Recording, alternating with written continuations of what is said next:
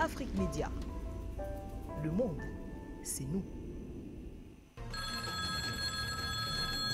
Allô? Bonsoir Afrique Média, vous êtes les meilleurs. Oui, bonsoir monsieur, je suis monsieur Keka. Bonsoir monsieur, Afrique Média.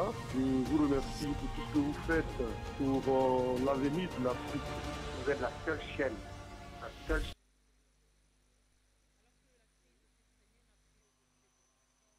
Séisme géopolitique appel sur le continent s'interroge ce soir sur la véritable force de frappe de l'organisation du traité.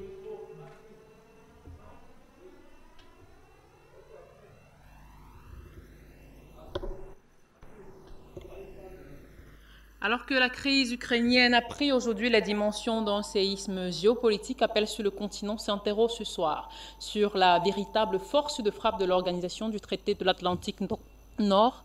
En a-t-elle véritablement une? On en parle ce soir. Que peut l'OTAN face à la Russie dans le contexte géopolitique de la guerre en Ukraine et l'Afrique dans tout ça? C'est notre principale interrogation de ce soir alors que se déroule actuellement un sommet du G7 en Allemagne où le choix des invités d'honneur en dit long sur la partie d'échecs qui se joue sur le continent africain et qui s'est métastasée depuis peu, en l'occurrence depuis le début du conflit en Ukraine.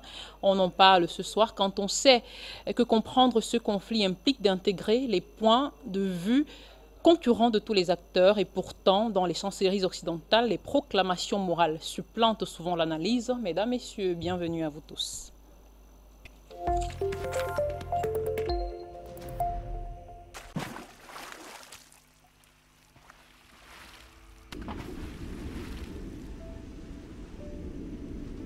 Afrique Média. Le monde, c'est nous. Mesdames, Messieurs, bonsoir et bienvenue à cette toute nouvelle édition d'Appel sur le continent sur la télévision panafricaine. Que peut l'organisation du traité de l'Atlantique Nord face à la Russie dans le contexte bien sûr de la guerre en Ukraine? C'est notre principale interrogation de ce soir et on en parle bien sûr avec nos invités, les invités que nous avons d'ailleurs le plaisir de retrouver pour faire Terfer Smen, qui est journaliste et expert en questions internationales, est avec nous cet après-midi. Madame Linda Larbaoui également, analyste politique, spécialiste des questions sécuritaires. Et Gamal Abina, internationaliste. Alors les trois sont là, nos invités. On va donc commencer très rapidement. Je commence avec vous. Terfer Smen, journaliste et expert en questions internationales. On commence par cette question d'actualité, mais qui a tout à voir, il faut le dire, avec le conflit en Ukraine. Les dirigeants du G7, qui, vous le savez, sont réunis en Allemagne dans le cadre d'un sommet où les invités ont été choisis, les invités d'honneur ont été triés sur le volet. Parmi eux, le Sud-Africain Cyril Ramaphosa et le Sénégalais Macky Sall, par ailleurs président en exercice de l'Union africaine. C'est une présence qui, selon certains analystes, monsieur Terfer, est tout sauf anodine. Qu'est-ce que vous en pensez? Écoutez, c'est de bonne guerre que d'inviter des personnalités politiques qui aient un poids géopolitique pour justement faire adhérer les récalcitrants, on va dire. Le Macky Sall est donc le responsable de l'Union africaine, et vous avez le président sud-africain qui est à la tête quand même d'un grand pays africain et qui fait partie du BRICS. Donc ça en dit long sur un peu, si vous voulez, les ambitions des Occidentaux en invitant ces deux personnalités de grosse pointure, on va dire. Toujours est-il, pour revenir donc au sommet du G7 qui prend fin aujourd'hui d'ailleurs. Oui, c'est ça, c'est mardi, il prend aujourd'hui fin. Pour revenir à ce sommet, c'est la montagne qui accouche d'une souris, en fin de compte, parce qu'il n'y a rien de nouveau. Vous avez toujours donc, les mêmes rhétoriques, des rhétoriques de slogans, on va faire, on va décider. Les sanctions, on a vu, il y a la perversion des sanctions, ça n'a pas abouti. Vous avez le rouble qui ne cesse d'augmenter, et vous avez aussi Kissinger, donc le maître à penser de tous les présidents, d'ailleurs il a survécu à tous les présidents américains, qui a mis en garde M. Biden contre les dangers du jeu politique qu'il est en train de jouer en ce moment en Ukraine. On sait pertinemment que les Américains sont très très loin du continent européen, donc ils peuvent faire ce qu'ils veulent sur le plan donc, économique, tout ce qui va avec. Aujourd'hui, les Européens sont embourbés, sont divisés. D'ailleurs, on l'a vu avec les déclarations communes des patrons des grands groupes d'énergie qui appellent les citoyens français et même allemands donc à faire preuve de retenue par rapport à la consommation des énergies. C'est quand même un aveu d'échec. Et on va dire que les jours à venir vont être très durs ici en Europe. C'est ça la dure réalité. Mais malheureusement, l'OTAN persiste, si vous voulez, dans son aveuglement. Il veut pas que les Russes et les Ukrainiens s'assoient autour de la même table pour discuter comme des grands garçons. Mais malheureusement, ce n'est pas le cas. Je pense qu'on n'est pas encore loin d'une désescalade tant que les Américains n'auront pas décidé de pousser les Ukrainiens, parce que Zelensky, quand même, c'est un comédien d'ailleurs, de vocation, je crois.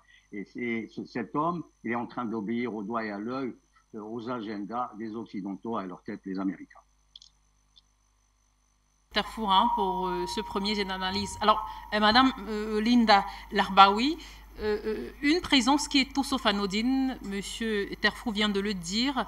On se rappelle d'ailleurs que ces deux dirigeants-là, le Sénégalais Macky Sall et le Sud-Africain Cyril Ramaphosa, s'étaient abstenus lors du vote d'une résolution de l'ONU condamnant la Russie dans le conflit en Ukraine. Alors, est-ce qu'en invitant ces deux leaders africains aujourd'hui, les dirigeants du G7 espèrent renverser la vapeur, on va dire aussi? Elle représente l'Afrique déjà, pour expliquer le rôle de M. Macky Sall. Et l'Afrique du Sud, c'est un pays du BRICS, donc représente le BRICS, pour que les téléspectateurs comprennent mieux la situation. En dehors de ça, si on revient au G7, à part se ridiculiser, ils ne font rien d'autre. Réellement, vous pouvez me croire. Ce n'est pas Zelensky qui ne veut pas négocier ou l'OTAN qui ne veut pas négocier. Il y a des documents qui ont circulé depuis 3 jours et qui expliquent clairement que c'est des documents top secrets. Qui les a sortis apparemment, c'est les Anglais, c'est les services secrets anglais. Donc ils veulent négocier, sauf que la Russie n'a plus d'oreilles. La Russie est partie très loin et elle veut aller jusqu'au bout des choses. D'autant plus que nous avons remarqué que tout le monde, quand je dis tout le monde n'est pas, c'est-à-dire à part les 22% de la population mondiale qui, elle, est avec l'OTAN et avec les États-Unis, le reste du monde n'est pas contre la Russie. Soit ils sont neutres, et soit ils sont contre le néocolonialisme américain, ils sont contre l'OTAN, ils sont contre l'Union européenne qui continue à spolier l'Afrique. Donc c'est ça le vrai visage que nous avons aujourd'hui. Et la Russie est soutenue par la Chine. Il y a aussi une petite semaine à peine, les Chinois sont sortis pour dire clairement que s'ils s'attendent, si les États-Unis, si on pense que les États-Unis sont en train de pousser les Russes pour en terminer avec le stock d'armement qu'ils ont, ils leur ont dit les usines russes travaillent 24 heures sur 24 et nous sommes là pour les aider. Nous leur donnons toute la technologie qu'il faut et nous leur donnons toute la matière première qu'il faut. Ça, c'est énorme aussi. Aujourd'hui, c'est les Russes qui ne veulent pas négocier. Ils répondent à M. Macron, ils répondent aux Allemands quand ils leur téléphonent, mais ils ne veulent pas négocier. Nous sommes dans un véritable tournant de l'histoire de l'humanité où les Russes aujourd'hui, quand on entend M. Poutine, il est revenu en arrière. Il a dit clairement depuis, nous avons mis les pendules à l'heure, mais les Américains en 91, ils ont continué à avancer dans leur délire et ils n'ont pas voulu même mettre leur pendule à l'heure. Donc nous allons revenir en arrière. Que demande l'OTAN aujourd'hui? Que demandent les États-Unis? Il y a tellement de dossiers en cours, notamment les gens ont peut-être oublié, mais tous ces laboratoires qu'on a trouvés dans l'usine d'Azovstal, puisque les Russes ont demandé une réunion d'urgence à l'ONU et ces dossiers ont été transmis. Mais aujourd'hui, plus personne n'en parle. C'est ça que les États-Unis veulent étouffer. Ils veulent négocier, ils veulent étouffer. Et M. Poutine a dit non. Il a dit, après la Deuxième Guerre mondiale, il y a eu 27 millions de Russes morts pour dénazifier l'Europe. Et c'est les États-Unis qui ont eu la gloire. Il y a eu 4 ans de guerre des Russes contre les nazis, mais les États-Unis sont arrivés à la dernière minute et c'est eux qu'on a glorifié. Maintenant, celui qui a fait quelque chose, il paye. Nous sommes à ça aujourd'hui. C'est pas que on veut pas laisser Zelensky, les Américains ne laissent pas Zelensky négocier. C'est M. Poutine qui ne veut pas négocier. Il veut dédollariser le monde avec ses alliés. Revenez un petit peu à ce qui a été dit lors du dernier sommet du BRICS, justement, c'était par visioconférence, où il y a eu même l'intervention des pays qui veulent rejoindre le groupe, l'Iran, l'Argentine, et il y a eu l'intervention aussi du président algérien Tebboune, où on a dit clairement, tout le monde est d'accord, c'est terminé pour un monde unique, comment on appelle ça, un monde... j'ai oublié le mot, excusez-moi, mais géré que par les États-Unis. Voilà ce que je veux dire. Donc, c'est M. Poutine qui n'est pas prêt à négocier. Ce ne sont pas les autres. Ils veulent bien négocier parce qu'aujourd'hui, l'Europe est au bord de la faillite. De ce monde unipolaire, ce que vous vouliez dire, voilà, Madame Linda. Voilà. Merci pour cette analyse. Alors, très rapidement, avec vous, Monsieur Gamal Abina, un mot également sur ce sommet du G7-là, avant d'entrer dans notre vif du sujet qui concerne réellement ce bras de fer entre l'OTAN et la Russie. Alors, on voit véritablement, Monsieur Gamal Abina, que le G7 courtise l'Afrique pour contrer, ça c'est ce que disent certains analystes, pour contrer Moscou et Pékin. Et vous, quel est votre point de vue sur ce jeu d'échecs justement qui se déroule actuellement sur le continent africain? Oui, le G7 est surtout les 7 plus grands argentiers de la Terre. Hein. C'est un peu ça la question. C'est un club fermé de pays très riches ou plus ou moins riches, parce qu'il y en a certains qui commencent à descendre en richesse. Le G7, il y a eu d'ailleurs une sortie intéressante aujourd'hui, je ne sais pas si vous l'avez observé, c'est Macron qui avait interpellé Joe Biden lors de l'entrée du G7 en expliquant qu'il allait contacter les Émirats arabes unis pour augmenter leur production de pétrole afin de compenser la perte d'hydrocarbures, pétrole et gaz, par rapport à la Russie. Donc il en parle à Joe Biden qui finit par lui dire qu'il vaut mieux en parler à l'intérieur parce qu'effectivement la problématique se pose simplement, c'est qu'ils sont au maximum de leur production. Et surtout qu'ils n'ont aucun intérêt, je parle des Émirats arabes unis ou des pays producteurs de pétrole et de gaz, n'ont aucun intérêt en vérité à augmenter leur production, puisque le pétrole est très haut, le gaz vaut cher, donc ça n'a aucun intérêt. Donc la question qui se pose aujourd'hui, c'est pas une question de savoir qui va régencer la planète et qui va pouvoir influencer l'Afrique, puisque l'Afrique n'est plus influençable, vu que le monde est devenu multipolaire, effectivement. La question qui se pose, c'est une question éminemment énergétique.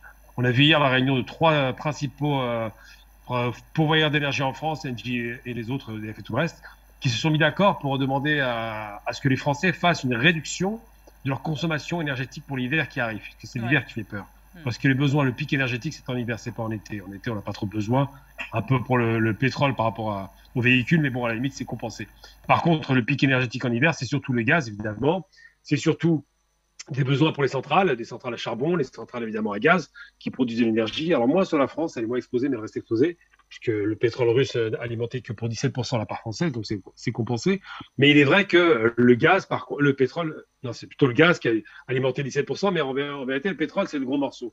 Et le fait que le pétrole soit rare le rend cher, parce que la rareté fait le prix dans le système capitaliste. Moins il y en a, plus c'est cher, plus il y en a, moins c'est cher. Aujourd'hui, il n'y a pas d'abondance, on est dans la rareté. On est dans un croisement entre l'offre et la demande qui fait qu'il y a une augmentation considérable de la demande indépendamment de la problématique russe, puisque le pétrole était déjà à $80 au moment où les Russes entrent en Ukraine, et puis qu'aujourd'hui, effectivement, il y a une véritable tension sur les prix. Alors, ce qui est important sur ce G7, c'est qu'il faut comprendre un petit peu la décision. À l'époque, c'était la course vers l'esclavage, ensuite, ça a été la course vers les terres arables, ensuite, ça a été la course la course à l'or, hein, on a vu là, cette fameuse ruée vers l'or. Ensuite, ça a été la course vers l'or noir, le pétrole. Le pétrole a toujours été le besoin absolu pour les énergies du monde. C'est-à-dire qu'un pays moderne a besoin d'énergie, et l'énergie, c'est le pétrole et le gaz. Et donc, ces sources qui sont évidemment limitées, mais qui sont encore relativement abondantes, commencent à être très disputées. En Afrique, on est tout juste en train de commencer à exploiter les réserves importantes que recèle le sous-sol ou l'offshore. Et donc, ce qui se passe, c'est que quand le G7 se réunit, ces grandes puissances, ce qui fait la différence entre ces grandes puissances et, par exemple, la Chine ou la Russie, c'est que ces grandes puissances sont totalement dépendantes des importations de pétrole et de gaz. Il y a une raréfaction du pétrole du Brent de la mer du Nord anglaise, il y a de moins en moins de puits qui extraient de pétrole, donc ça coûte de plus en plus cher. Et effectivement, il n'y a quasiment plus de pétrole dans le reste de l'Europe, à part un petit peu sur l'Europe orientale, parce qu'évidemment, du côté de Bakou et des régions musulmanes de la Russie, eh bien, il y a beaucoup de pétrole, mais ça reste quand même la région sous influence russophone. Le Kazakhstan, toutes ces régions-là sont littéralement le bloc de l'Est, on peut l'appeler comme ça. Et c'est vrai que quand le G7 se réunit, ils ne se réunissent pas pour savoir qui se partage les richesses du monde, mais comment ils vont faire pour survivre à ce tsunami économique qui est en train de se déferler sur l'Europe. Et il se trouve que le grand penseur de cette catastrophe économique, c'est Joe Biden. Les États-Unis sont très à l'abri des besoins en production, par exemple, de blé, puisqu'ils produisent 350 milliards, je crois, de tonnes de blé, un chiffre... c'est ça, 350 milliards, si je ne me trompe pas. Un chiffre faramineux. Ils produisent donc quasiment le quart des besoins de la planète en blé. Ils produisent 4 fois ce que les Russes produisent en blé. Ils produisent du gaz et du pétrole en abondance, que ce soit gaz et pétrole conventionnel ou de schiste. Donc les États-Unis sont à l'abri de ces problématiques. Par contre, l'Europe est très exposée. Et donc cette réunion du G7, c'est une réunion de pays qui ont des besoins énergétiques grandissants, je parle des Européens, avec un pays qui n'a pas vraiment de besoin, mais qui pousse à la guerre, les États-Unis. Et ce qui va se trancher dans cette réunion, c'est effectivement, c'est pourquoi l'image de Macron qui court après Joe Biden pour le convaincre, qui va peut-être convaincre les Émirats arabes unis, sous contrôle américain, d'augmenter la production et qu'il a reçu une fin de non-recevoir de la part de l'émir des Émirats parce qu'ils ne peuvent plus produire plus que ce qu'ils produisent actuellement, qui espère convaincre peut-être les Chinois de peut-être pas aider les Russes, qui espère convaincre les Algériens d'acheminer du pétrole, mais à quel prix, puisqu'on passerait par les supertankers, de convaincre les Qataris de les aider à l'augmentation de la production de gaz, mais c'est compliqué aussi. C'est-à-dire que tout le système est bloqué. C'est la raison pour laquelle ce G7 n'est simplement qu'une image d'impuissance qui est décrétée au niveau de ces pays les plus riches, qui ne peuvent pas faire pression sur les pays du Sud, parce que même si vous voulez faire pression, ils ne peuvent rien faire, ils ne peuvent pas extraire plus que ce qui existe, et surtout qu'ils ne peuvent pas couper l'Afrique de la Russie, puisqu'il se trouve que la Russie était aussi vue un peu comme une colonie à un temps. Monsieur Gamal Abina, pour cette analyse. Alors, je reviens vers vous. Terfou Ousmane, Gamal Abina vient justement d'évoquer l'aspect énergétique. Alors, moi, j'ai envie de revenir justement à un autre sujet et parler de cette guerre nucléaire. On se rappelle que en début mai dernier, le vice-président du gouvernement russe, qui est directeur de Roscosmos et par ailleurs ancien ambassadeur de l'OTAN, Dimitri Rogozin, avait déclaré qu'en cas de guerre nucléaire, les pays de l'OTAN seraient détruits en 30 minutes. Voilà, dans une demi-heure. Mais il a par ailleurs ajouté qu'il faut éviter justement cela car les conséquences affecteraient toute la planète entière. Et à lui de renchérir. Par conséquent, nous devrons vaincre cet ennemi économiquement et militairement par des moyens armés conventionnels.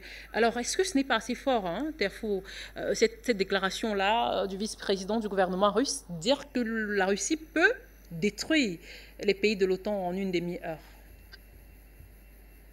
Carrément le cas, si il arrivait par malheur qu'une guerre nucléaire éclate entre les deux blocs, à savoir les Russes et donc le bloc de l'OTAN. Par contre, ce qui est aussi grave, si vous voulez, c'est que les Russes sont aussi encerclés par des armes nucléaires, à savoir la Corée du Sud. Vous avez les pays de l'Est qui, justement, encerclent la Russie. Et vous avez aussi le Japon. Donc, ils peuvent vraiment causer, si vous voulez, des dégâts sur ce plan. La raison pour laquelle ils sont aujourd'hui omnibulés par l'histoire ukrainienne, c'est que si ils arrivaient à installer leur installation en Ukraine, ils mettraient moins de temps par rapport aux autres pays que je viens de citer pour détruire la Russie. La Russie, bien sûr, n'est pas dupe. Elle a compté le jeu des Américains, surtout parce que c'est les Américains qui sont derrière tout si vous voulez, cette campagne donc, de guerre qui est lancée contre la Russie. Parce que si on devait analyser les choses profondément, L'OTAN, c'est quoi? Il faudrait faire d'abord se connaître la définition de l'OTAN. L'OTAN, c'est une organisation politico-militaire qui avait donc pour vocation de protéger l'Europe de l'Ouest au départ, donc en 1949, c'était donc pour sortir de la Deuxième Guerre mondiale. Et il ne faut jamais oublier que le premier secrétaire de cette organisation, il avait dit à l'époque, c'était, je crois, si je m'abuse, c'était le Britannique, donc Lord Ismay, qui avait dit que nous, il voulait dire les Occidentaux, enfin, surtout les Américains, à l'intérieur, les Russes à l'extérieur, et Berlin sous tutelle. Cette équation n'existe plus maintenant. Maintenant, les Américains sont devenus voraces. Ils sont devenus beaucoup plus exigeants. Ils veulent contrôler le monde à tout prix. Et ce monde qui les empêche de le contrôler, c'est la Chine et la Russie. La Russie se dresse tel un bloc, tel un roc devant les Américains. Ils veulent coûte en finir avec ce pays. Mais malheureusement, il s'avère que c'est une partie vraiment difficile à remporter. Et cette guerre, si elle devait encore, pour revenir à votre question, c'est très bien de la poser ainsi, si cette guerre éclatait, il est sûr qu'aucun des partis ne sera gagnant. Les Russes peuvent prendre le pas sur les Américains parce qu'ils ont des missiles supersoniques, donc ils peuvent prendre de court les Américains, et c'est la raison pour laquelle, d'ailleurs, je reviens toujours à la même remarque, c'est la raison pour laquelle les Américains veulent gagner en terrain pour être à proximité de l'URSS en cas de guerre nucléaire. Monsieur, je reviens vers vous, Madame Linda, vous venez d'écouter votre confrère à l'instant. J'aimerais justement revenir sur cette déclaration du vice-président du gouvernement russe, hein, parce que justement, en cas de guerre nucléaire, comme pour être fidèle à ces propos-là, et M. Terfou venait de dire à l'instant que les Américains sont derrière tout cela. Est-ce que finalement, ce ne sera pas l'Europe la grande perdante, justement, si une guerre comme celle-là éclatait? Et si oui, qu'en est-il de l'Afrique? Qu'en est-il de l'Ukraine, proprement dit? Ben, ça fait 6 mois que je dis, après Corona, on n'était même pas à cette guerre-là. Je disais, les Américains vont sacrifier l'Europe. Ils ont besoin de sacrifier l'Europe comme ils l'ont fait une première fois, comme ils l'ont fait une seconde fois. Et maintenant qu'il y a cette opération spéciale, on va dire ça comme ça, moi je suis une pro-Poutine, donc ce n'est pas une guerre pour moi, et ben l'arme nucléaire n'est qu'une arme de dissuasion. Si on la met en route, il n'y a plus de monde. Ça c'est clair, que ce soit de la part des Américains ou des Russes. Ouais. Le premier qui a tiré a perdu, parce qu'il n'y a plus de monde, c'est comme ça. Nous sommes, vous remarquerez que tout le monde a critiqué les Russes parce qu'ils n'avançaient pas, mais les Russes, quand ils ont démarré cette opération, ils ont juste employé des armes des années 70, des années 80, c'était encore des armes 3e génération.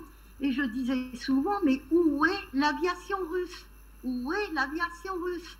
Elle n'est pas encore en route. Là, ils viennent de la mettre en route et ils avancent rapidement. Personne ne répond parce qu'on ne peut pas répondre aux Russes. Vous savez, en France, on a beau dire ce qu'on veut. J'ai appris ça il y a quelques jours et c'est de sources sûres. Ça a été dit par des Français, par des responsables français, des militaires français. Ils ont un stock pour tenir en munitions, pour tenir 24 heures au cas où il y a une guerre. Ça, c'est la France. Donc, on se rend compte que l'une des meilleures armées de l'OTAN, c'est l'armée française. Les Allemands, c'est des grands fabricants d'armes, mais ils ne conservent rien, ils ne gardent rien, ils vendent tout. Donc, ils n'ont pas de stock, ils n'ont pas d'armée. À part l'armée qui fait partie de l'OTAN, ils n'ont pas d'armée. La seule armée qui est un peu convenable, c'est l'armée italienne. L'armée italienne a 3 mois de stock. Alors que quand on a posé la question à des militaires européens, mais qui font partie aussi de l'OTAN, eh bien, ils ont clairement répondu que les Russes peuvent tenir 50 ans. Ils sont complètement autonomes en matière première, ils sont autonomes en fabrication, ils sont autonomes dans tout. Il leur manquait quelques technologies, et puis là, on apprend depuis quelques jours que les Chinois leur donnent toute la technologie qu'il faut. Donc, l'OTAN, si l'OTAN avait pu faire face à la Russie, ils l'auraient fait. Ils ne peuvent pas faire face. L'OTAN a utilisé ses armes en Afghanistan, en Irak, en Syrie, en Libye. Il n'y a plus de stock. C'est pour ça qu'à chaque fois, ils font des appels à tous ces pays européens nous voulons des armes, nous voulons aider l'Ukraine, il faut donner, il faut donner. Et qu'est-ce qu'on donne? On donne des armes de l'époque soviétique. Il y a quelques jours, tout le monde pensait qu'il y a eu un missile qui est parti, mais qui est revenu au point de départ. Donc, c'est les Ukrainiens qui l'ont tiré. Et on apprend par les Russes que ce missile n'est plus valable depuis. Il est périmé depuis 15 ans. Et c'est pour ça qu'il a fait un boomerang, un aller-retour. Donc, c'est ça qu'ils ont aujourd'hui. L'OTAN ne peut pas faire face. Mais il y a un autre point fort pour les Russes, c'est qu'auparavant, les Russes n'étaient pas en Méditerranée. Aujourd'hui, les Russes, ils sont en Méditerranée de l'Est et de l'Ouest. Ils sont à Tartous. Et ils sont aussi à Oran avec les Algériens, avec leurs alliés. Et c'est ça qui donne toute la puissance aux Russes, c'est-à-dire qu'ils sont face à l'OTAN. Là où est l'OTAN, ils y sont.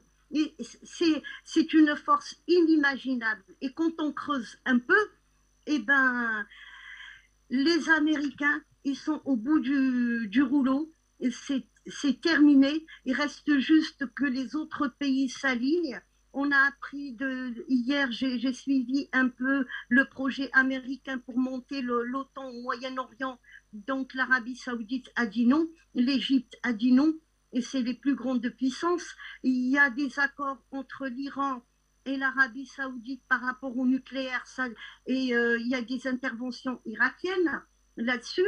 Et si je reviens au gaz et au pétrole, depuis jeudi, tout ce qui est infrastructure et intérêt des Émiratis en Irak se font bombarder. Voilà, donc là où pensaient les Émiratis puiser un peu de réserve pour donner à l'Union européenne, c'est foutu. Hier soir, ils ont mis tout ça en vente et ils vont se barrer de l'Irak. Donc l'OTAN est très affaiblie, la Russie est très forte et elle continue à prendre des forces par rapport à d'autres alliances et d'autres pays qui rejoignent la dédollarisation. Et puis, j'espère qu'on verra des beaux jours pour l'Afrique, parce que l'Afrique, pour le moment, elle est en dehors de tout ça, mais tout en soutenant les Russes. Parce qu'aucun pays, à part le Maroc, il n'y a aucun pays qui est vraiment pour l'OTAN. C'est la fin d'un monde. Et ça a été annoncé, notamment au dernier sommet du BRICS. Donc pour moi, c'est la fin de l'OTAN. Quand je dis la fin, c'est pas demain, mais c'est le début de la fin et d'un autre monde qui s'est déjà dessiné.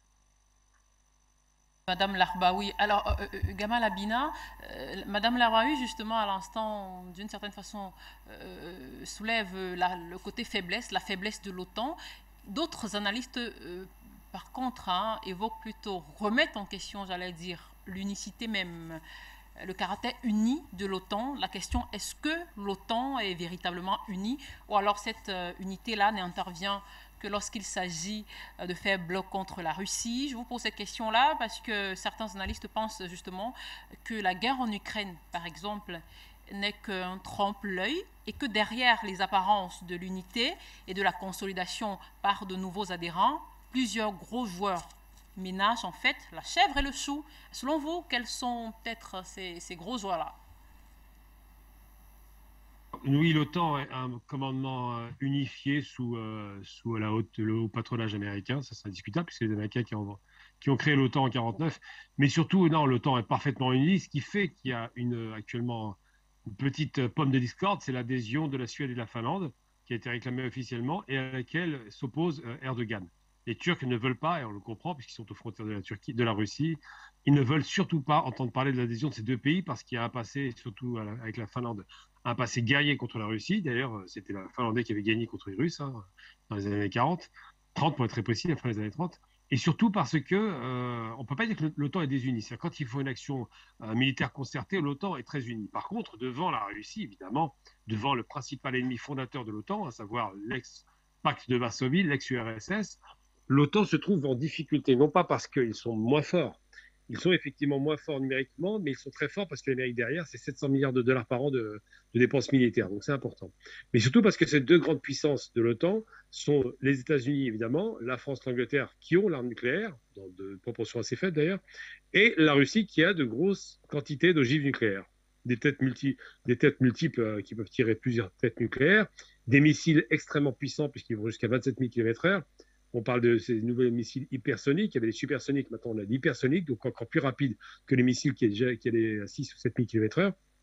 Donc les Russes sont en mesure de frapper avec de la technologie de précision aujourd'hui des zones très éloignées de leur territoire dans un temps record. En moins d'une heure, ils touchent quasiment les États-Unis.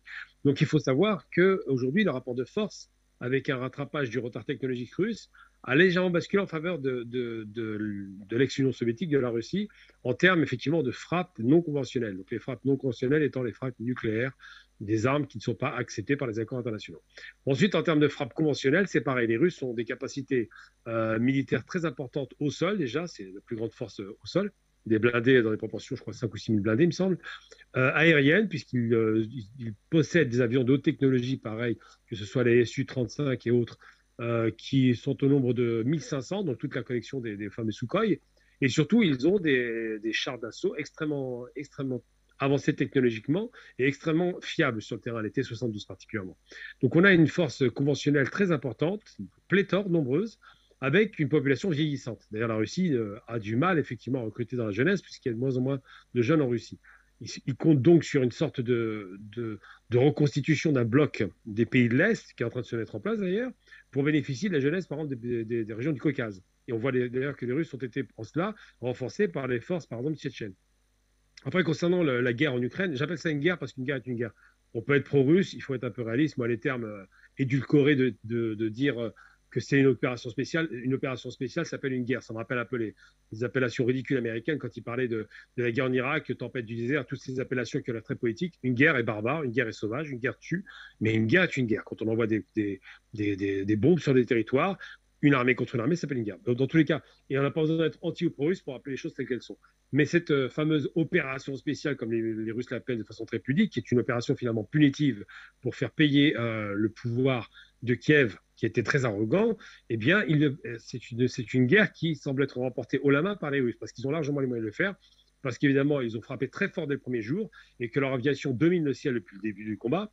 Et donc, qu'est-ce qu'on peut dire? On peut dire que les Russes qui disposent de 1500 avions de combat de très haute technologie, qui disposent de 6 ou 7 000 chars, qui disposent surtout, et c'est leur spécialité, de missiles longue portée avec des porteuses nucléaires, et qui disposent aussi de ce qu'on appelle les ex-orgues de Staline, donc ces fameuses unités d'envoi de missiles multiples, qui sont quasiment... l'artillerie russe est extrêmement puissante, très très importante, pléthore, et ils sont très bien équipés, et ils produisent largement suffisamment de capacités offensives pour ne jamais être inquiétés. Eh bien, les Russes sont en mesure, effectivement, de faire plier les pays de l'OTAN, qui se sont, il ne faut pas l'oublier, les pays d'Europe en particulier, un petit peu ramollis sur la question militaire, parce qu'ils croyaient, et à l'époque ils avaient raison d'y croire, que la Russie était un allié, qu'elle commençait à s'apaiser, qu'il n'y avait plus de risque à l'Est. Sauf que les Américains ont poussé à la faute, ont poussé à la guerre, ont poussé à la radicalisation, ont poussé Zelensky qui ne réfléchit pas à ce qu'il fait, évidemment, pas un homme très intelligent.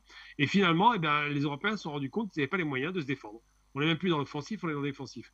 On l'a vu avec l'opération militaire, là encore une fois, donc la guerre contre la Libye, qui a montré que les Français étaient incapables de porter des troupes sur place ou même d'approvisionner leurs avions au niveau aérien, que ce sont les Américains qui ont assuré la logistique pour détruire la Libye, alors que c'est pas si loin que ça. Donc c'est dire un peu la faiblesse des pays de l'OTAN, qui dépendent malheureusement, et c'est là où on ne peut pas dire que l'OTAN n'est pas unifié, du parapluie militaire américain. C'est indiscutable.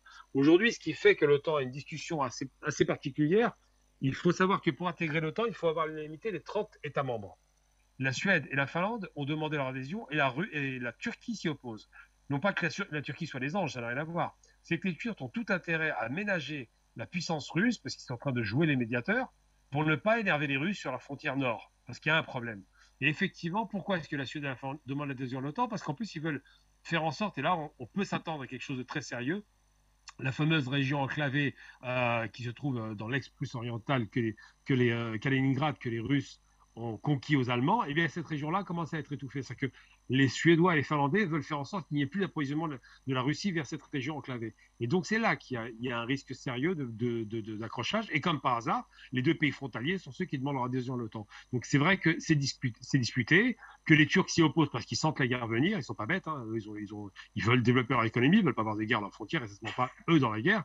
Donc, l'OTAN n'est pas désunie. C'est toujours les Américains qui mènent le bal. C'est eux qui donnent les ordres. Mais la seule chose qui fait qu'ils ont du mal à se mettre d'accord, c'est pour les adhésions futures parce qu'il faut l'unanimité, ce qui n'est pas acquis aujourd'hui. Et puis pour finir mon propos, simplement ne jamais perdre de vue que l'OTAN est un ogre monstrueux qui a détruit non seulement la Libye, mais qui a participé à la destruction de l'Irak, qui a participé à la destruction de la Syrie, qui a participé à la destruction de la Somalie, qui a participé à la destruction, pour partie avec des manœuvres militaires un peu discursives, j'allais dire, de l'Iran. Il ne faut jamais oublier que l'OTAN est un petit peu à la manœuvre quelque part indirectement. Donc l'OTAN reste un instrument de guerre extrêmement offensif, extrêmement dangereux, en aucun cas diminué, c'est faux. Je veux dire, la plus grande puissance militaire, c'est les États-Unis, indiscutablement par le budget. Et l'OTAN reste dangereuse parce qu'ils ont une base arrière qui s'appelle les États-Unis. C'est-à-dire qu'ils pourraient faire la guerre pendant 50 ans sans aucun problème avec une alimentation permanente des États-Unis qui ont démontré déjà en 39-45 leur capacité monstrueuse à produire dans des proportions extraordinaires des armes offensives. Donc aujourd'hui, il ne faut pas prendre l'OTAN à la légère. Ça reste une organisation interarmée extrêmement efficace, très bien renseignée et très offensive. Les Russes font peur parce qu'ils ont aussi ce type d'organisation. Il n'en demeure pas moins que s'il y a une guerre, enfin il ne doit pas y en avoir une puisque ce serait une guerre nucléaire, donc la fin du monde, mais s'il devait y avoir un accrochage entre l'OTAN et la Russie, je ne suis pas certain que les Russes aient tout de suite le mot de la fin. Ils ont les capacités de faire très mal, mais l'OTAN est aussi très dangereuse. Alors, Terfour Osman, Gamal Abina revenait un instant justement sur cette guerre en Ukraine de façon globale. Et moi, j'aimerais savoir ce que vous pensez, par exemple, du président ukrainien, quand certains analystes, eux, évoquent par exemple sa face cachée. Ils disent clairement la face cachée du président ukrainien, en disant, en affirmant d'un côté Dr Volodymyr et de l'autre Monsieur Zelensky. Est-ce qu'effectivement, le président, il y a une face cachée qu'on peut observer, géopolitiquement parlant, bien sûr, chez le président ukrainien? Écoutez, vous avez quelque part, ces analystes, ils ont quelque part raison, mais pas tout à fait raison, on va dire. Monsieur Terfour, est-ce que vous pouvez activer votre micro? Oui, normalement. Attendez, normalement. D'accord, c'est bon, allez-y. Vous m'entendez là? Oui, là je vous entends, allez-y, c'est parfait. Très bien. Moi, parce que j'arrête pas d'avoir des coups de fil, c'est pour ça. Donc voilà, pour revenir à Zelensky. Zelensky, avant tout, c'est un comédien. C'est un homme de paille. C'est un homme de paille qui a été mis à la tête d'un grand pays, quand même, il ne faut pas le nier. L'Ukraine, c'est un pays quand même qui disposait, hein, dans un passé très très récent, d'une économie très productive en termes d'engrais, de blé et tout ce qui va avec. Il ne faut pas oublier non plus que Zelensky est un oligarque. C'est un homme d'affaires avant qu'il soit donc un comédien. Et c'est dans cette dynamique-là que cet homme a été est arrivé au pouvoir à la suite d'un renversement d'un président démocratiquement élu. Et maintenant, on en voit un peu les conséquences sur le terrain. Pourquoi? Parce que Zelensky, il est en train, on va dire, il n'est pas bête. Il est en train d'obéir à l'agenda et surtout d'exécuter l'agenda des Américains. Premièrement, les Occidentaux, ils viennent après. Les Occidentaux n'ont pas le choix que de suivre les Américains pour la simple raison qu'ils sont liés par le traité, par l'article 42, donc qui gère un peu le volet militaire de l'organisation atlantique. Et c'est ça qui fait que les Européens sont embourbés dans une logique guerrière.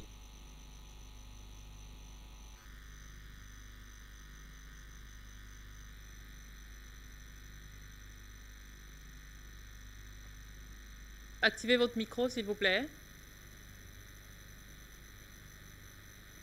Monsieur Terfour?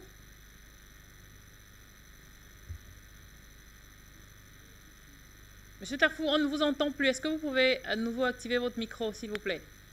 C'est bon. Est-ce que vous m'entendez là, s'il vous plaît? D'accord, là c'est parfait. Je suis désolé, je reçois des appels, je sais que vous avez invité. Excusez-moi. Donc, pour revenir à Zelensky, Zelensky est un homme d'affaires avant tout. La plupart des gens ne le savent pas, c'est un homme d'affaires. Il fait partie du cercle des oligarques ukrainiens qui, à un moment donné, étaient même, si vous voulez, sous le viseur de la communauté européenne. C'est ça qui bloquait un peu l'adhésion, parce qu'ils ne voulaient pas que ces oligarques soit à la tête de ce pouvoir. Après, il y a eu les Américains qui sont intervenus pour convaincre les Européens du bien fondé de mettre, si vous voulez, un visage un peu polissé pour gérer ce pays, et lui donner donc, si vous voulez, une jeunesse, parce que Zelensky, quand même, il reste jeune par rapport au reste des dirigeants, hormis Macron, bien sûr. Il reste jeune et c'est un homme qui représente quelque part la modernité pour les Américains. Et c'est ça qui fait que aujourd'hui, il est défendu bec et ongle par ces Occidentaux qui veulent l'exécuter. Mais vous allez voir, madame, ce monsieur va pas faire long feu. En termes politiques, il va pas faire long feu parce que la guerre, elle a trop duré et les Américains, surtout l'OTAN, donc tardent à concrétiser leur agenda sur le terrain. Et ils se sont engagés, si vous voulez, dans une sorte de guerre d'usure. Mais pour les Russes, comme disait tout à l'heure Madame Larbaoui, ils sont producteurs de leur armement, des produits de première nécessité et de la matière première. Et c'est ça qui fait que les Russes, si on devait parier sur leur essoufflement économique, c'est vraiment parier sur un canton. Je reviens vers vous justement, Madame Larbaoui, Terfou vous citez à l'instant. On se rappelle justement de cette réunion virtuelle entre le président Zelensky et l'Union africaine il y a quelques semaines encore. Et certains analystes sont allés jusqu'à dire que le président Zelensky a été snobé par les dirigeants africains. Est-ce que vous partagez cet avis? La question, elle est pour moi? Bien entendu. La question est pour vous, Madame Larbaoui. On parle justement de cette réunion virtuelle entre le président Volodymyr Zelensky et les dirigeants de l'Union africaine. Et certains analystes pensent que Zelensky a été snobé par les dirigeants africains à l'issue de cette réunion. Qu'est-ce que vous en pensez? Oui, il a été snobé. Il est où le problème? Zelensky, il a investi dans le nazisme. Le nazisme, c'est du racisme. Je pense que le continent africain a assez subi dans ce sens-là. Donc, c'est pas notre guerre, c'est pas notre conflit. Zelensky, il était où quand il y avait des gens qui mouraient dans Sahel? Les Africains meurent tous les jours, ils souffrent tous les jours, ils se font spolier tous les jours. Est-ce que quelqu'un pensait à eux, à parvenir piller l'Afrique? C'est ce que les Occidentaux, ses amis, font. Ils ont pensé à nous. Donc, les Russes, oui, les Russes, ils ont fait de l'armée de mon pays une armée digne, avec des armes qui peuvent nous aider à nous défendre. Et Zelensky est un nazi. Donc, on n'a rien à faire avec ce genre de personnes. Et on l'a bien vu quand il y avait des Africains étudiants qui avaient payé leurs études, ils voulaient monter dans les trains pour fuir cette guerre. Qu'est-ce qu'on a fait? On les a dégagés de là. Pourquoi? Parce qu'ils ressemblent à leur maître, tout simplement. Ils ressemblent à Zelensky, tous ces Ukrainiens, la nazie. Pourquoi ils veulent nous mêler à un conflit qui n'est pas le nôtre? On n'a pas assez payé pour des choses qu'on n'a pas faites. On peut le snober, oui. J'ai rien contre. Moi, au contraire, il faut que les Africains sortent de cette idée qu'ils ne valent rien, qu'ils ne sont rien, que l'occidental est venu chez eux pour les civiliser. Il faut qu'on sorte de là. Il faut décoloniser nos cerveaux. Donc Zelensky, il se débrouille, il a cherché ce conflit, et bien il l'a trouvé. Malheureusement, il est tombé sur un homme qui ne comprend rien, qui pense à son pays. Je parle de M. Poutine. Il pense à son pays, il pense à sa nation, il pense à rétablir les choses. Eh bien, il se débrouille avec lui. Nous n'avons rien à voir dans ce conflit. Il y a des gens qui ont voté pour la Russie, il y a des gens qui se sont abstenus, et ben voilà, tout simplement parce que ce n'est pas notre conflit. Ils veulent nous mêler dans tout ça. On nous a fait la guerre dans le Sahel, la guerre pour le gaz, depuis 2003 que ça dure. Quand le Nigeria a trouvé du gaz, ils nous ont fait la guerre. Tout ça pourquoi? Pour nous mêler dans un conflit qui n'est pas le nôtre. Zelensky a commencé à demander aux Africains d'aller l'aider et de rentrer dans l'armée de son pays pour pour combattre contre les Russes. Pourquoi un Africain irait mourir pour l'Ukraine alors que les Ukrainiens, on leur a ouvert toute l'Europe à leur donner 450 € par personne et des appartements fermés, on les a ouverts pour les loger dedans. Et nos Africains, ils partent libérer l'Ukraine pour quelle raison? Qu'est-ce qu'on a à voir à gagner là-dedans? Il faut que cet Occident-là, colonialiste, il faut qu'il nous oublie. Nous avons un continent à libérer et nous avons un continent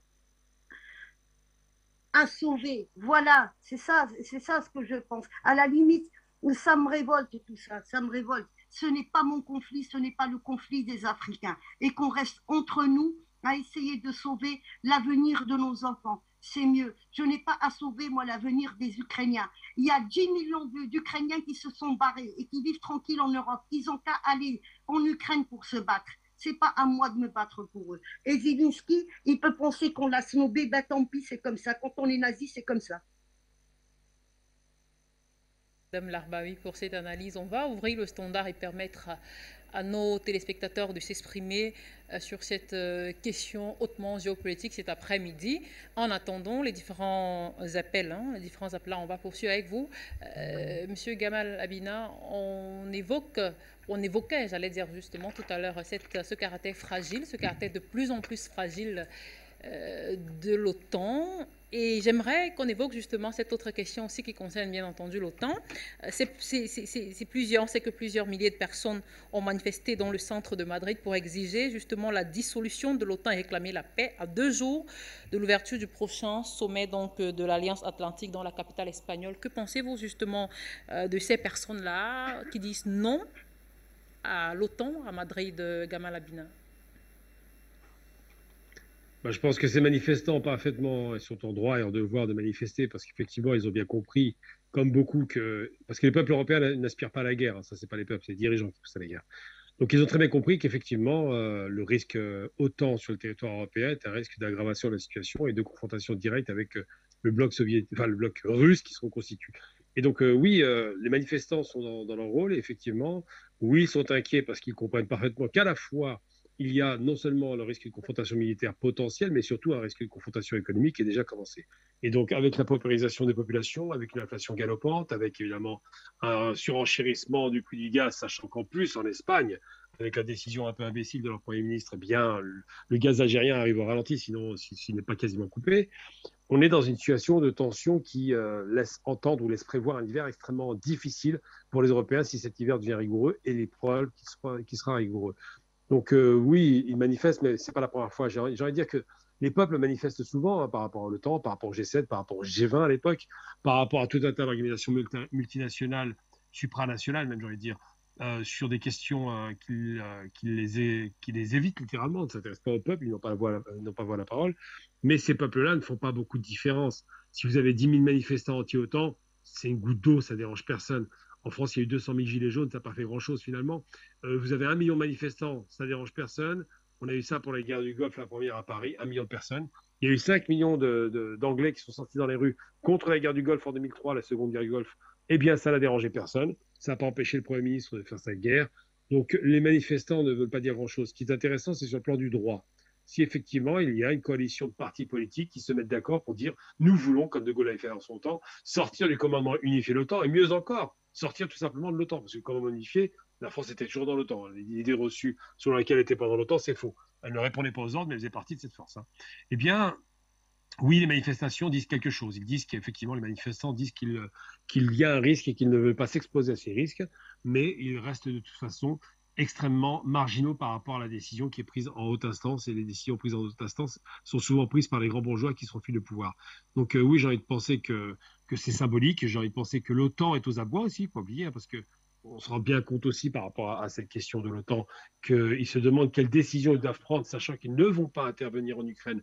On le sait, sachant qu'ils livrent des armes difficilement et qui de toute façon ne changeront pas le cours de la guerre, puisque quasiment il ne reste plus que Sébastopol et tout le sud de l'Ukraine et l'est de l'Ukraine, les fameuses républiques de Donetsk, et de l'OTAN sont déjà indépendantes et qu'elles vont être rattachées à la Fédération de Russie. Donc j'imagine difficilement une action de l'OTAN sur quelque forme que ce soit.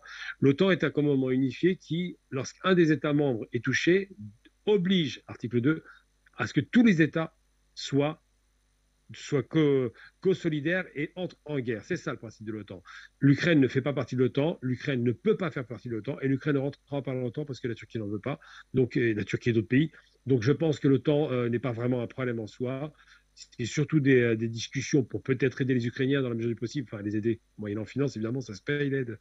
Mais je ne crois pas que l'OTAN puisse faire grand-chose aujourd'hui. C'est comme le G7, c'est juste un aveu d'impuissance qui est manifestement qui se manifeste aux yeux du monde. On verra qu'au sortir de cette discussion avec l'OTAN, il ne se passera pas grand-chose, à telle enseigne que les Espagnols, par exemple, sont en train de parler du péril russe en Afrique. Ça veut dire un peu le ridicule des propositions, faisant référence à l'Algérie peut-être, sans doute au Mali par rapport au rapprochement avec la Russie, et à la République centrafricaine. Mais ça ne change pas la donne. L'OTAN ne peut plus rien faire aujourd'hui. Labina pour cette analyse. On va, je l'ai annoncé tout à l'heure, ouvrir le standard et permettre à nos téléspectateurs de s'exprimer sur cette question. On va retrouver Delphin qui nous appelle de Bujumbura au Burundi. Bon après-midi à vous, cher Delphin. Bienvenue.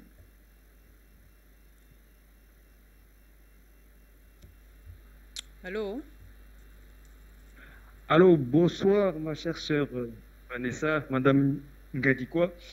Je vais demander aux invités de m'excuser un peu pour saluer comme il se doit la grande journaliste que nous avons ce soir.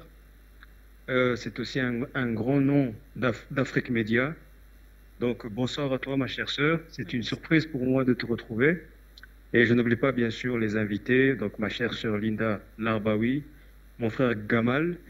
Le troisième c'est un nouveau, je suis désolé, je n'ai pas retenu son nom.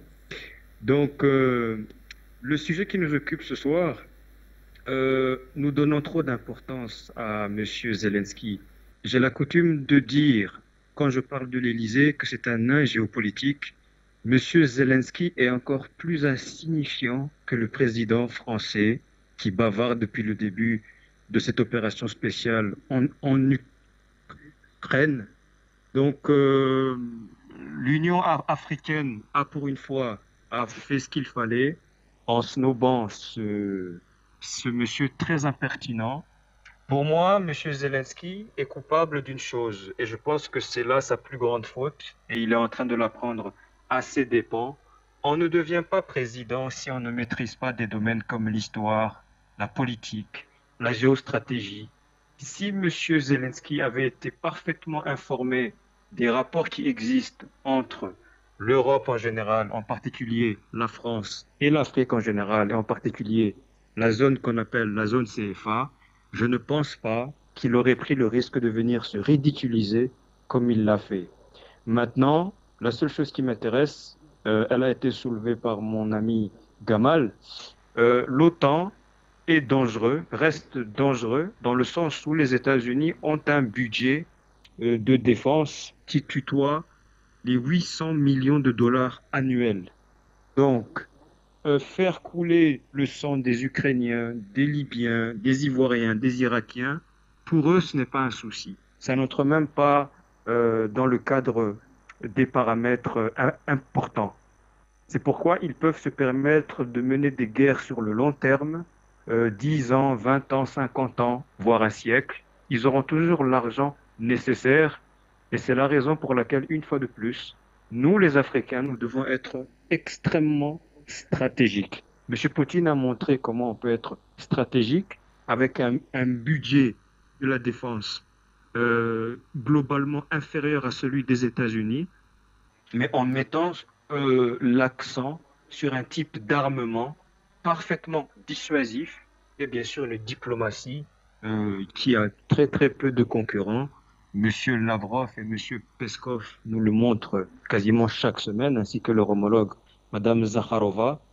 Donc, dans ces conditions, il serait utile, en tout cas du point de vue des Africains, que nous parlions moins de ce bouffon, passez-moi le terme, qui se trouve en Ukraine, parce que vraiment, il n'a aucun poids dans le monde, si ce n'est l'illusion que lui donne son bavardage à travers les médias, paraît-il, démocrates. Donc, pour ne pas monopoliser le micro, je vais m'arrêter ici et laisser d'autres prendre la parole. Afrique Média, allons de l'avant. Merci beaucoup à vous, cher Delphine. Je vous remercie de votre intervention. Derrière vous, on va retrouver M. Peter Browns. Bonsoir, bienvenue. Vous êtes en antenne. Bonsoir, Madame Vanessa. Bonsoir. Merci beaucoup, Constantin. Je salue vos invités sur le Skype, Madame Linda, et puis vos deux autres invités. Je vais donner rapidement mon petit point de vue sur la thématique de ce soir. C'est vrai, comme a dit votre invité, sur le plan budgétaire, les États-Unis ont un budget assez colossal qui même atteint le PIB, même, je pourrais dire, d'un pays émergent.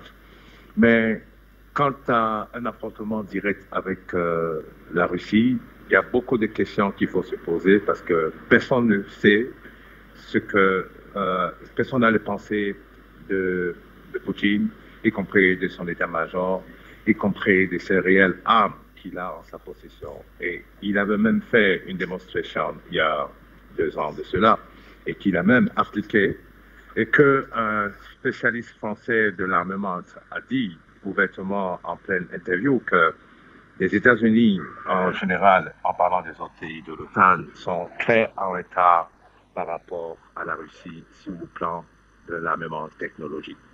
Aujourd'hui, la doctrine russe ne consiste plus à sacrifier ses hommes, mais plutôt à utiliser la technologie numérique pour frapper l'ennemi. Et si aujourd'hui, contrairement à ce que nous font entendre les journalistes des plateaux que je dis à la ramasse, qui nous racontent le fantasme sur les écrans télé,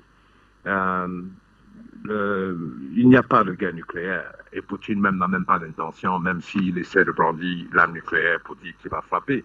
Mais si on veut parler d'un conflit comme ça, là, entre face-to-face, je vous assure que ça va être très fatal pour l'OTAN. Même les États-Unis le savent. Ils sont bien conscients. L'état-major américain est en train de travailler dur pour essayer de rattraper un peu la technologie russe en matière d'armement.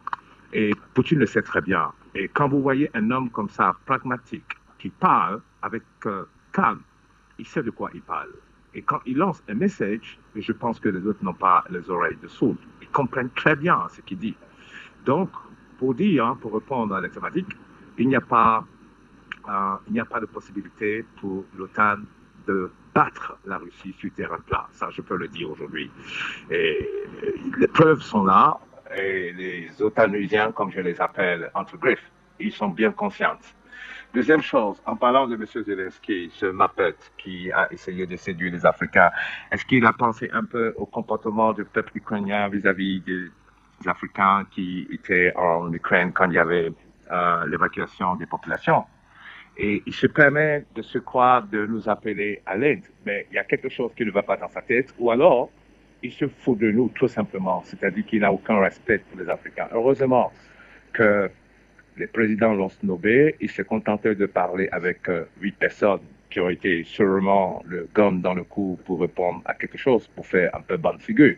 Sinon, en réalité, les Européens savent que c'est cuit avec l'Afrique. Maintenant, il faut utiliser le marchandage, l'argent pour corrompre, séduire, et j'espère que ça ne va pas être le cas parce qu'ils ont compris que beaucoup de présidents, même les anciens dignitaires de la France-Afrique, n'ont plus répondu à leur, comment on dit ça encore en français, proposition.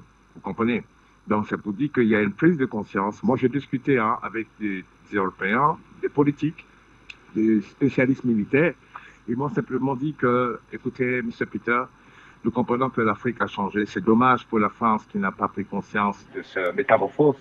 Mais je pense qu'elle est en train définitivement de perdre le territoire africain.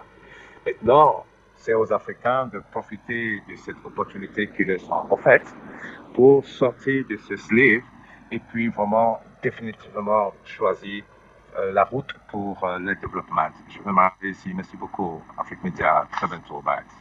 C'est nous qui vous remercions, Monsieur Peter. Merci de votre intervention. Derrière vous, on va retrouver Monsieur Hervé Nombo. Bonsoir, bienvenue. Vous êtes en direct.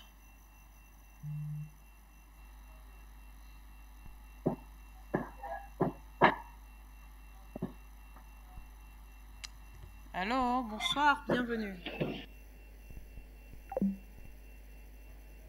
On a perdu Monsieur Hervé. On va prendre Madame Cissé. Bonjour. Oui, bonsoir Linda. Bonsoir. C'est Madame Cissé, Madame Linda. Bon retour sur Afrique Média. Alors, nous sommes heureux, tout heureux de... Merci Afrique Média. Bon, que peut l'Occident face à l'OTAN? Mais l'Occident ne peut rien. Et l'Occident, on connaît sa façon de fonctionner. Si l'Occident pouvait quelque chose, vous pensez que on serait à ce niveau? Je crois que la barbarie, là, elle est occidentale et elle est connue. Tout le monde sait de quoi l'Occident est capable dans la barbarie. Ils l'ont démontré en Irak, ils l'ont démontré en Syrie, et ils l'ont démontré en Côte d'Ivoire, ils le démontrent à travers le terrorisme en Afrique ici. Mais quand vous êtes sur, prenez un peu les chaînes occidentales. Quand on se met à parler du président Poutine, c'est-à-dire les Occidentaux n'ont plus de stratégie. Ils sont battus par le grand Poutine, le libérateur. Ils sont battus par ce monsieur. Vous prenez les chaînes occidentales, le président Poutine est malade. Le président Poutine est hospitalisé. Le président Poutine comment dirais-je, a été empoisonné. Mais c'est ridicule à la fin. Mais c'est honteux et humiliant. Dire que ce sont ces chaînes-là que les Africains écoutaient, dire que ce sont ces chaînes-là qui sont les derniers d'autres, et dire que ce sont ces dirigeants-là qui étaient pour modèle pour les Africains. C'est ceux-là qui donnent des ordres aux Africains. Le président Poutine est malade. Pourtant, on tue vos soldats. Vous êtes des mercenaires. Vous n'êtes même pas capables d'affronter la Russie de face. Vous passez par des entreprises, là, par des terroristes, par des mercenaires. On nous a dit au départ qu'il n'y avait pas de mercenaires, de combattants en Russie, ni français, ni américains, ni occidentaux. Mais combien de terroristes, de mercenaires on a attrapés en Ukraine? Vous voyez, l'Occident ne pourra rien. Et les prédécesseurs l'ont dit. Poutine n'a pas encore démontré sa force de frappe. Qu'est-ce qui retient les Occidentaux? Vu la manière dans leurs antécédents, ils ne reculent pas. Ils auraient fini avec cette affaire-là. Parce que les guerres d'usure, là, ils n'aiment pas ça. Les Occidentaux, on les connaît pour ça. Qui les a étudiés savent qu'ils ne peuvent pas tenir. Ils auraient pris des lois dans les fameux ONU, aller actionner l'OTAN et attaquer frontalement la Russie. Mais si vous voyez que l'Occident est battu, mais c'est une humiliation. Moi, je pense que depuis le 28 février, où le président Poutine a lancé cette guerre-là, je pense que pour moi, l'Occident ne compte plus. C'est vrai que c'est là que le diable remue sa queue, l'Occident est fini. Maintenant, aux États-Unis, il se trouve que les Américains sont en train de manifester parce qu'on nous fait savoir qu'il y a 30 000 FDS aux États-Unis. 30 millions de FDS aux États-Unis. 30 millions. Et on n'arrive pas à trouver des solutions pour ceux-là. C'est à l'Ukraine qu'on donne des armes, à l'Ukraine à qui on offre des dons d'armes, de l'argent jusqu'à 5 000 milliards de dollars. Mais vous pensez que ça va tenir jusqu'à quand? Ça ne peut pas tenir. La politique de Biden a échoué et je pense que les Américains, déjà, il était mal élu. Je pense que les Américains, je ne pense pas qu'il va terminer même son mandat. Et même si le termine, ce sera de la catastrophe. Et tous les Africains sérieux, quand ils font une bonne analyse, ils savent qu'on a intérêt, tous les dirigeants sérieux, on a intérêt à travailler avec la Russie. Parce que c'est un monsieur sérieux, c'est un homme de parole. Ça n'a rien à voir avec les Occidentaux et les sauvageries, les barbaries qu'ils démontrent partout dans le monde entier, à travers le terrorisme, à travers les guerres, à travers les élections truquées, à travers les dictateurs qu'ils entretiennent en Afrique. Je prends le cas du Rwanda, de l'Ouganda, de la Côte d'Ivoire, où c'est des dictateurs qui sont mis en place là par les Occidentaux. Les Africains n'en veulent plus. Ils ont tué des Africains au Maroc. Où sont les ONG? Tué près de 50 Africains qui ont été tués par l'armée marocaine et l'armée, comment dirais-je, espagnole. Où sont les ONG de droits de l'homme? Où sont-elles? Si c'était vous voyez ça, les Africains ont compris que c'est vraiment l'empire du mensonge, les Occidentaux. C'est du mensonge, ils l'ont menti aux gens, et nous n'en voulons plus. Franchement, on a collaboré avec cet empire du mensonge-là. Ça n'a rien donné. Je crois qu'il faut dénazifier même les Occidentaux, mais il faut les dénazifier. L'empire du mensonge, là, c'est fini. Je vous remercie, Linda. Pour votre intervention, derrière vous, on va retrouver M. Kello qui nous appelle de la Guinée. Bonsoir à vous, cher Kello, bienvenue, vous êtes en direct. Bonsoir madame. Bonsoir. Madame. Moi je vais intervenir sur le gaz. Je pense plutôt que au lieu de prendre le gaz, moi je vais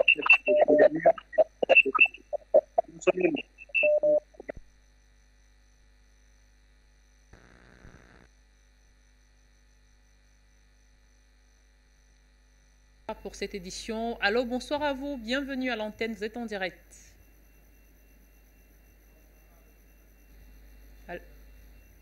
Voilà, je pense qu'on va fermer le standard, on va revenir justement retrouver nos invités.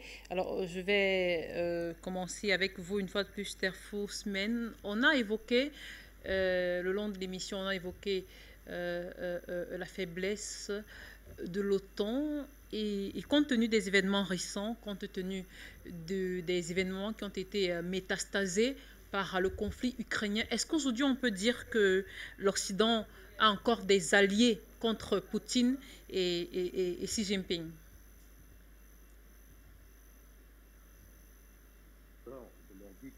Monsieur Terfou, est-ce que vous m'entendez?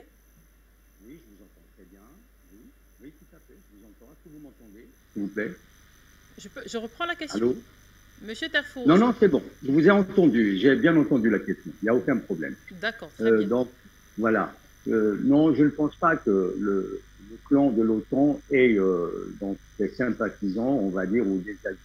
On l'a vu peut-être lors si vous voulez, de l'élection, pardon, du vote à l'Assemblée générale. Il est vrai que certains pays ont été soumis à un sondage, parce que la plupart des pays qui ont donc voté en faveur du projet, c'est des pays qui sont endettés jusqu'au cou.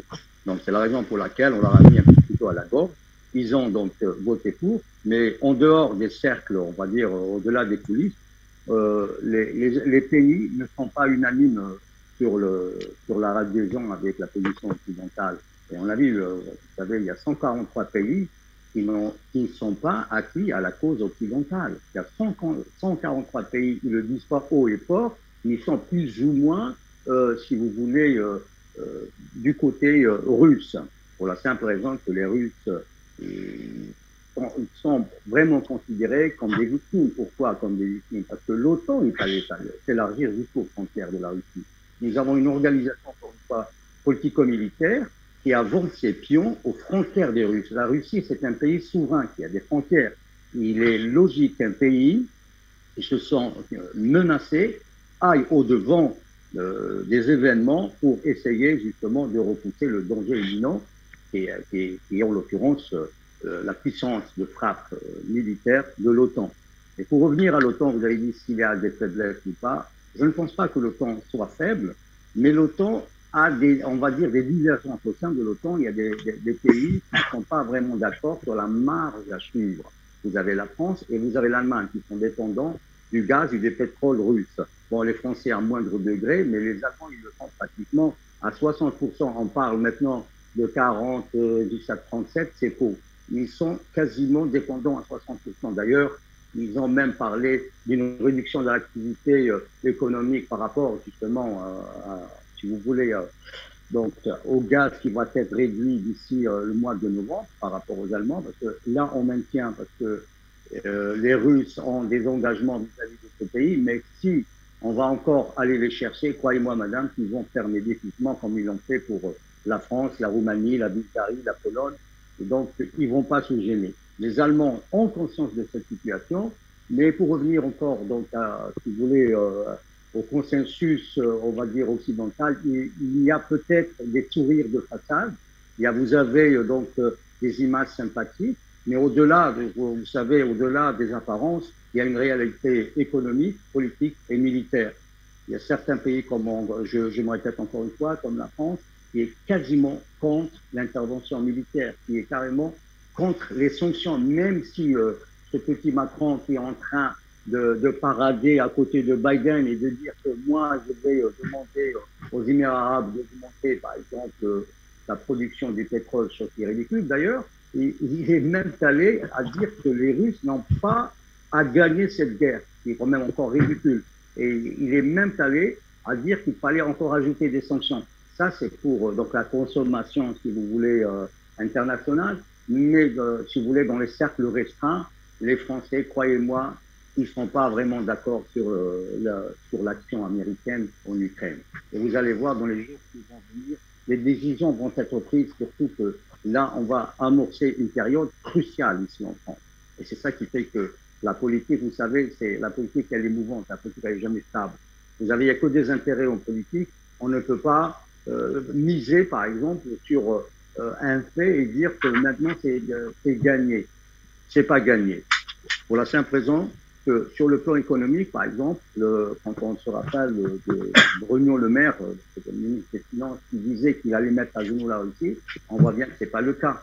Vous voyez bien. Et ce monsieur qui a été interrogé pas plus loin qu'hier, il était en train de bafouer parce qu'il n'arrivait pas à convaincre l'opinion. Et c'est ça qui est en train de se passer ici, maintenant, en France et partout ailleurs, en Occident. Les Américains, d'ailleurs, peinent à convaincre leur opinion. L'opinion publique en Amérique, parce que le prix au gallon, qui est de $5 actuellement aux États-Unis, fait quand même jaser pas mal de personnes. Et croyez-moi, dans les jours qui vont venir, les choses risquent de bouger. Semaines. Madame Larbaoui, alors on se souvient que le 22 juin dernier, la ministre, la porte-parole du ministère russe des Affaires étrangères, Maria Zakharova, avait clairement accusé, lors d'un briefing, accusé l'Union européenne, je cite, d'investir dans la poursuite des hostilités en Ukraine. Est-ce que vous trouvez que ces accusations-là sont fondées à l'heure actuelle? Bien sûr, mais tout ça, ça dure depuis pas mal d'années. C'est pas depuis le début de ces opérations. Après, pour revenir à ce qui était en train de se dire, le véritable débat maintenant, ce n'est pas est-ce que l'OTAN peut faire quelque chose ou pas. Bien sûr que les États-Unis ont encore des armes, mais qui va financer cette guerre? Poutine, parce qu'on a fait de cette opération spéciale la guerre de Poutine. Poutine a trouvé des financements. Tout ce qui n'est pas vendu à l'Europe ou à l'Union européenne, il est vendu à la Chine et à l'Inde. Donc, qui va financer tout ça? Il y a deux choses déjà qu'il faut retenir. Les Russes ont parlé de dénazifier, c'est-à-dire qu'il y a du racisme et il y a des nazis, on les a utilisés par 2 fois, ça a fait des dégâts. Et c'est l'Europe qui a perdu, c'est la Russie qui a perdu. Ils ont perdu énormément, même s'il y a des pays qui ont gagné cette guerre-là, ou ces 2 guerres-là. Après, les Russes ont parlé aussi de dédollariser le monde. Qui va payer la guerre de l'OTAN contre la Russie? Et avec quoi? Avec de la fausse monnaie. C'est ce que M. Poutine a fait comprendre lors du dernier sommet. On donne des produits, on donne de la matière première, on reçoit de la fausse monnaie. Bien sûr que les Américains peuvent débloquer 30 milliards, 50 milliards, 60 milliards, parce que c'est la planche à billets qui fonctionne. Mais au cas où il y a un conflit armé, il y a des pays qui vont se ranger du côté de la Russie. Mais ça sera un autre monde. Le dollar va disparaître. Qui sera perdant? Pour le moment, ça fonctionne aussi encore avec le dollar. Mais lors du dernier sommet là, de Saint-Pétersbourg, c'était un succès fracassant pour la Russie. Et voir le nombre, déjà, il y avait 134 pays, je pense, qui étaient présents, et vu tous les contrats qui ont été signés. Et ça n'a pas été signé avec du dollar. Donc, la fin du dollar, ça veut dire que c'est la fin des États-Unis, c'est la fin de l'hégémonie américaine. Et il y a quelques jours, l'État du Texas a demandé d'organiser un référendum pour se séparer des États-Unis. Donc les États-Unis commencent à se ronger de l'intérieur. Et c'est ça où c'est grave pour eux, mais tant mieux pour nous. Donc on finance une guerre avec une planche à billets, et puis cette guerre, elle est à la limite contre nous. C'est ça le véritable débat que les Russes veulent lancer. C'est-à-dire que les dollars qu'on imprime n'ont pas d'équivalence, les dollars ne valent rien, ça vaut quelque chose parce que c'est le commerce international qui est fait avec ce dollar-là, c'est la seule équivalence. Mais au cas où il y a un conflit général, il y a une guerre mondiale, C'est fini pour les Américains. Ils ne peuvent plus faire fonctionner cette planche à billets à tout va. Et réellement, ce que M. Poutine a dit, on leur donne des céréales, ils nous donnent de la fausse monnaie. On leur donne de la matière première, ils nous donnent de la fausse monnaie. Donc, c'est terminé. Donc, ils peuvent très bien prévoir 500 milliards de dollars pour cette guerre. Les États-Unis, aujourd'hui, ils sont endettés à l'ordre de 32 trillions de dollars. Ils ne pourront jamais rembourser. Ils vont essayer de spolier d'autres pays. Ils vont sacrifier l'Europe. Mais la Russie a dit non. L'Afrique a dit non. Il faut aussi voir ce qui se passe à l'intérieur de l'Afrique. Il y a le Ghana, il y a le Togo qui rejoignent le Commonwealth, mais qui vont quitter la CEDEAO et le franc CFA. Donc, ils vont quitter le clan de l'Afrique de l'Ouest, qui, elle, où la France a toute son hégémonie. Et la France, c'est quoi? C'est l'OTAN. Donc, c'est la fin du dollar qui va tuer les Américains. Et c'est là où les Russes ils sont en train d'aller droit devant avec les Chinois, avec l'Inde, avec l'Iran aussi. J'ai oublié tout à l'heure à demander à rejoindre le BRICS. Et il y a d'autres pays, apparemment, il y a aussi l'Égypte qui demande à rejoindre le BRICS. Et le BRICS ils ont l'intention de créer une monnaie commune. Donc, la fin du dollar, on peut plus, les Américains ne peuvent plus financer une bataille, ils ne peuvent plus la financer. Mais les armes, ils les ont, c'est vrai. Mais ils n'ont pas non plus un stock où ils peuvent tenir 50 ans. Ça, c'est faux. Et croyez-moi, je suis très bien ce qui se passe et ce qui se dit. Ils n'ont pas un stock. C'est pour ça qu'ils ont fui l'Afghanistan. D'accord, merci beaucoup à vous, Madame Linda. Alors très rapidement, on va sortir avec vous en quelques secondes seulement, Gamal Abina. Et j'aimerais savoir ce que vous pensez justement de l'octroi le 23 juin dernier à l'Ukraine et à la Moldavie d'un statut de candidat à l'Union européenne. Pour sortir rapidement, s'il vous plaît. C'est de la poudre aux yeux, c'est pas vrai. C'est juste pour les endormir parce qu'ils ne sont pas intervenus pour l'Ukraine, ils n'ont rien fait. Les sanctions économiques sont de pure forme. Les actions militaires n'existent pas alors qu'ils ont fait croire aux Ukrainiens qu'ils les aideraient. Les sanctions, les soutiens de l'adhésion à l'OTAN sont complètement écartés aujourd'hui. Personne n'y croit. Et surtout, c'est le plus important, même la rentrée dans l'Union européenne qui a été promise par Macron dans sa délégation, ils étaient 4, je crois qu'il y avait le président allemand, il me semble. Enfin, le chancelier allemand, le président Macron, le président, je crois, il me semble, d'un pays de l'Est, je ne sais plus lequel. Bref, il y a eu 4 personnes qui sont venues rendre visite à Zelensky pour lui promettre une adhésion à l'Europe. L'adhésion ne se fait pas comme ça. Les 27 discutent, décident. Et il faut au minimum 10 ans pour obtenir une éventuelle adhésion. À terme de discussions très longues, la Turquie, ça fait depuis 57 qu'ils demandent leur adhésion, ça n'est pas arrivé. L'Albanie, toujours pas. Donc c'est beaucoup de baratin, beaucoup de bruit pour rien. En vérité, ils vont bientôt entériner le fait que l'Ukraine va être partitionnée, que la partie Est et Sud va appartenir à la Russie, donc ils n'auront plus accès à la mer, et que l'Ukraine deviendra de ce fait un pays très corrompu au demeurant, qui n'est pas viable économiquement. Donc je ne crois pas du tout en cette possible adhésion. C'est beaucoup de bruit pour rien. D'accord, je vous remercie, Monsieur Gamal Abina. C'est d'ailleurs avec votre intervention que nous allons mettre un terme à cette autre édition d'Appel sur le continent. Je vous remercie, fidèles téléspectateurs, de nous avoir suivis de bout en bout. Un merci particulier à vous, chers invités, Terfosmen, journaliste expert en questions internationales, Linda Larbaoui, analyste politique et spécialiste des questions sécuritaires, Gamal Abina, internationaliste, j'y arrive. Merci à l'équipe technique de ce soir et merci de rester en compagnie des programmes d'Afrique Média. À bientôt, au revoir.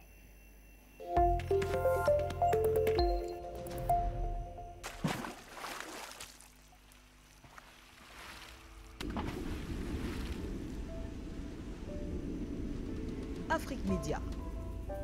Le monde, c'est nous. Allô? Bonsoir Afrique Média, vous êtes les meilleurs. Oui, bonsoir monsieur, je suis monsieur Kéka. Bonsoir monsieur, Afrique Média, je vous remercie pour tout ce que vous faites pour l'avenir de l'Afrique. Vous êtes la seule chaîne